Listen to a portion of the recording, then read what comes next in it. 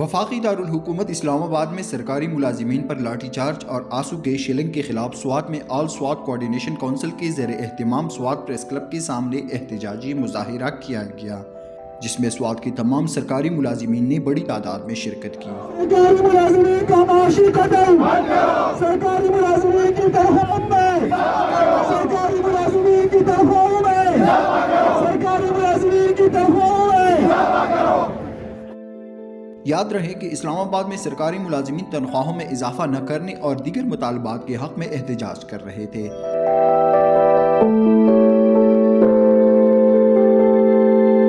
Waqas Haroon, sports2d.news।